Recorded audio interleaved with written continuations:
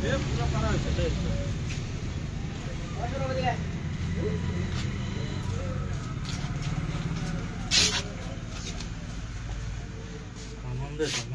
আপোনাৰ সেকেন্ড কি কি বৰ্তমান ষ্টক আছে? হয়, আমাৰ তাতে বৰ্তমান নতুন মাল আহিছে। আপোনালোকক একদম কম ৰেটৰ পৰা দেখাম। 3200 পৰা মোবাইল ষ্টাৰ্ট পাব আমাৰ তাতে বৰ্তমান। কি মোবাইল এটো? কি মোবাইল এটো? এমআই মোবাইল হয়।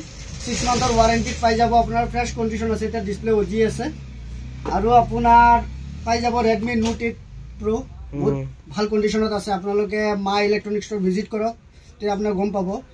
আৰু আপোনাৰ Oppo পাই যাব আমাৰ তাতে। Oppo বহুত ভেৰিয়েন্ট কালাৰ মডেল পাই যাব আপোনালোকে। দাদা আইফোন নাই নেকি? আইফোন আছে। আইফোন আপোনাৰ পাই যাব। আইফোনৰ মাল শেষ হৈছে এতিয়া বৰ্তমান আছিলে। এতিয়া নতুনকে মই এটা ষ্টৰ ওপেন কৰি আছো, তাতে আপোনালোকে বহুত ভেৰাইটিজ কোৱালিটিৰ পাই যাব। বৰ্তমান 11 আছে, বহুত ভাল কন্ডিশনত আছে।